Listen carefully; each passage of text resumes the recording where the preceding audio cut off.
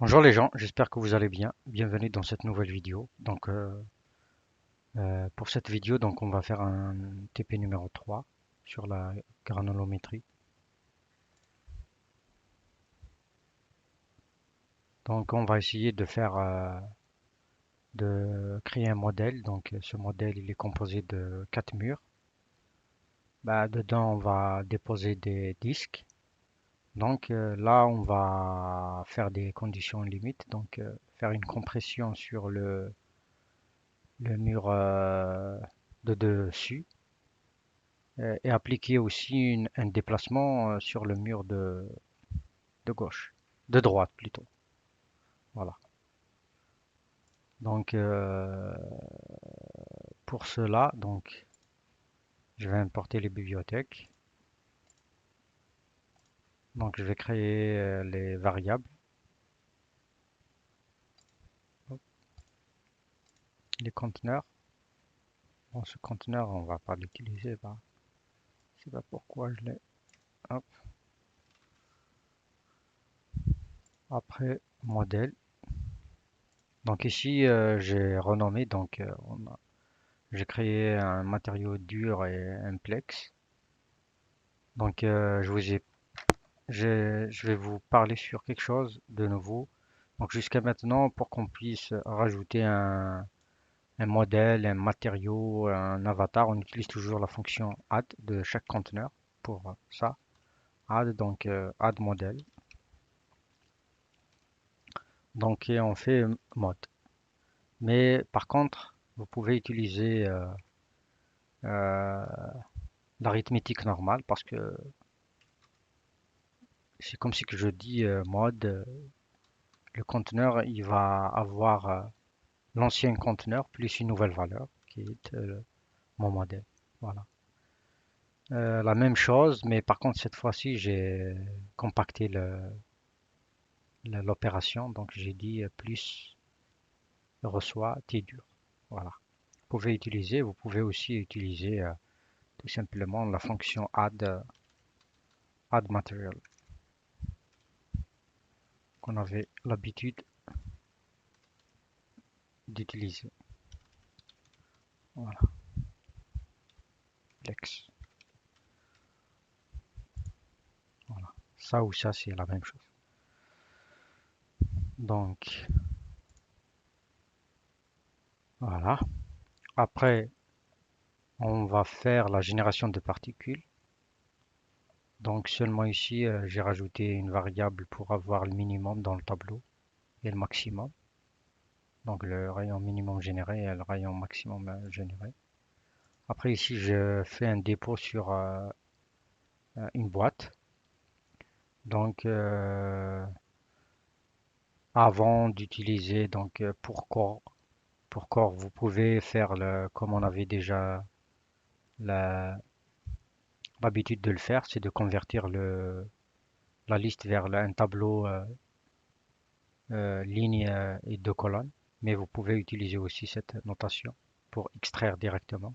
Si je dis que je commence par 0, j'ai 2 fois 0 et 2 fois i plus 1, c'est-à-dire pour avoir une fois, comment je vais dire, euh, sur la valeur euh, impair euh, et la valeur paire. La valeur impair et la valeur paire pour que je puisse avoir les coordonnées x, y. Voilà, sans passer par une conversion de type, de format de liste. Voilà. Donc si il commence par 0, j'ai 0, 0. Donc le tableau 0, le premier et le deuxième, c'est x, y. Après, quand le i va passer à 1, donc vous avez la troisième. Ici, ce sera euh, le premier c'est 0, après c'est 1, c'est-à-dire la première et la deuxième x, y. Après, ce sera la troisième, donc le 2, l'indice 2 et l'indice 3. Ainsi de suite pour avoir voilà, les x et les y. Ici, l'opération d'ajout. Vous pouvez aussi utiliser .add avatar ou l'arithmétique simplement. Donc, j'exécute. Après, je crée les jonctions, donc les fondations. Donc, j'ai créé quatre fondations, celui du haut, du bas, de gauche et de droite. Ici, j'ai dit, tu fais une rotation, mais par contre, le centre, j'ai dit left parce que un avatar, il contient un nœud. Donc, je lui dis que à partir du nœud, que tu vas avoir le centre. Voilà. Vous pouvez aussi utiliser ce qu'on avait vu auparavant, la, euh, la notation utilisée auparavant pour faire la rotation. Ici, j'ai imposé degré de liberté, donc j'ai dit que celle de bas, elle va pas bouger sur la vitesse.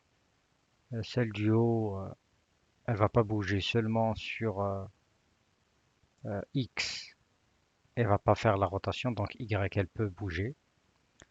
Left, celle de gauche, elle bouge pas. Celle de gauche, elle va pas bouger. Celle de droite, je dis que elle pourra faire un X, suivant X, une translation suivant X, mais suivant Y et suivant Z, la rotation, elle ne pourra pas faire. Ici, si seulement euh, j'ai rajouté les fondations, donc avec l'opération qu'on vient de découvrir. Après, ben, ce qu'on va découvrir aujourd'hui, c'est la fonction impose drive and off qu'on utilise pour tout simplement pour la vitesse. Elle est où? Voilà, jusqu'à maintenant. Ben, on pourra aussi utiliser le type de degré de liberté dans est égal à force. C'est pas seulement vitesse, mais sur une force. Donc pour imposer une force, donc j'ai deux types ou de vitesse. Bon, on peut s'arrêter ici. Mais par contre, si je veux donner une valeur, donc je pourrais donner une valeur à partir de deux méthodes, donc predefined, donc prédéfinie avec cette relation empirique euh, qui est inclue dans LMGC 90. Donc ici, c'est seulement une constante plus une amplitude fois cos oméga, donc plus t fois le temps, fois plus phi, fois, donc ici, c'est comme si on dit le signe d'une constante plus une rampe par rapport au temps. C'est comme si que je veux dire est-ce que je veux avoir une constante ou linéaire après constante ou voilà. Donc ici je définis ici comme si que je fais un signal périodique.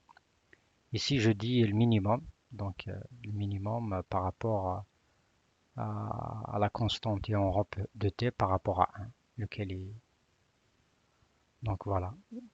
Ça, c'est donc il suffit seulement de donner pour chaque constante, il faut les définir. Donc, si vous n'avez que la constante, donc bah, voilà, moi je veux appliquer une force de 10 newtons, bah, je n'ai qu'à donner la constante qui est égale à 10 et après tout ça c'est zéro, hein. Voilà. Mais par contre aussi, vous pouvez donner aussi seulement les variables que vous voulez rajouter, hein. Ici, si seulement ça, bah, ça va, ça va fonctionner. Voilà. Donc, il y a la deuxième façon, c'est si j'ai un signal vraiment très complexe, multifréquentiel et tout ça, je pourrais le faire à partir d'un fichier évolutif que je pourrais écrire à ma façon. Bon, soit avec l'extension TXT, soit avec l'extension date. Bon, que je pourrais faire et je pourrais combiner, hein, force, je pourrais dire évolutif. Ici, je dis que je veux une force. Ben, évolutif à partir d'un fichier. Je pourrais dire vélocité aussi, c'est pas évolution. Je veux une vitesse, mais pas prédéfinie. Voilà. Il y a aussi deux mots, on rajoute flux par rapport un flux thermique. Et je pense qu'il y a aussi un flux thermique, flux électrique. Il y a aussi un champ de température, donc si je me rappelle. Bon, je vais essayer de regarder sur la documentation, si je me rappelle. Donc, il y a encore deux mots-clés. Donc ici, comme je vous ai expliqué, donc là, celle de droite, je veux appliquer un déplacement suivant un fichier évolutif. Ben, ce fichier évolutif, vous pouvez l'écrire vous-même manuellement ou en utilisant une fonction ou tout ça. Cette fonction, donc, elle crée seulement les valeurs dans le fichier vx.txt que j'utilise ici. Voilà. Donc, elle crée, ici, on a créé à partir de 0 jusqu'à 2 fois T1 en nombre. Donc, ce sont des valeurs, donc une liste de valeurs qui contient 1000 valeurs allant de 0 jusqu'à 2 fois T1, donc 2. Après, je calcule le Vx, donc le moins, c'est-à-dire c'est comme si que je compacte. Je fais un avancement vers l'arrière, donc c'est pour cela que j'ai le moins. Donc, pour écrire le fichier, donc j'utilise une fonction du préprocesseur. Vous pouvez aussi utiliser les fonctions de base de Python, c'est comme vous voulez. Donc, cette fonction, elle prend quatre paramètres. Donc, la fonction premier, après l'instant, le t, après le path où je veux écrire le fichier, après le nom du fichier. Voilà. Donc, si je dis j'exécute, si je dis je veux voir la courbe, voilà la courbe. Voilà comment j'ai fait. Donc à un moment donné, donc à 0,5 peut-être, ou à 0,55, j'ai 0. Après, j'ai des valeurs jusqu'à moins 0,1. Voilà. Donc ici, je définis les lois de contact, deux lois de contact collant avec les valeurs de frottement. Je rajoute les lois au conteneur. Après, je définis deux tables de visibilité entre les disques et entre les disques et les fondations. Je rajoute, je les rajoute au conteneur. Après ici, je rajoute une seule commande du post-processeur. C'est seulement le nom, c'est Solver Information. Ici, il y en a vraiment beaucoup. Si vous voulez traquer le torque, si vous voulez traquer le body, donc l'avatar, il y en a. Je vais parler sur les commandes du post-pro. Après, je fais write that box, donc écrire les fichiers de sortie. Voilà, c'est tout ce qu'il y a dans le modèle.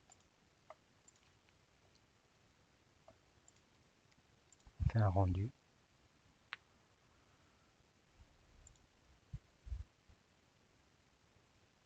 Peut-être j'ai pas rajouté le diapré.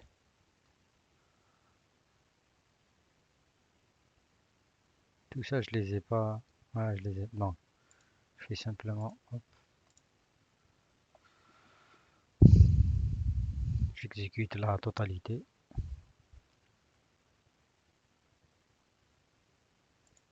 Voilà. Donc ici, j'impose une force. Ici, j'impose un déplacement. Voilà. Donc je vais lancer le calcul. Donc je vais copier seulement.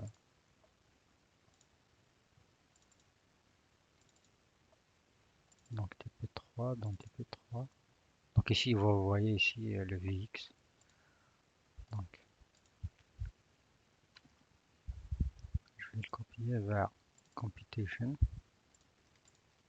Ah,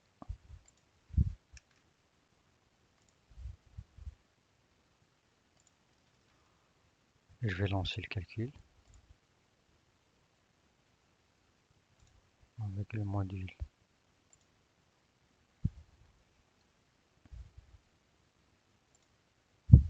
Ah, je vais dire 2000, 3000 plutôt.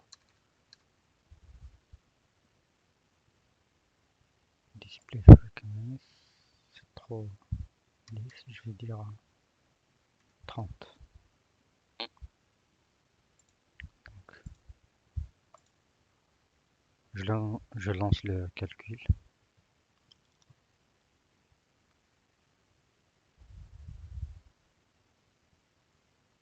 parce que ça va prendre du temps, donc jusqu'à 3000. Donc on va pouvoir regarder la simulation. Donc on va faire la visualisation la prochaine vidéo. C'est là où je vais introduire aussi les quelques outils pour extraire des données. Ben, je vous remercie. Je vous donne rendez-vous rapidement.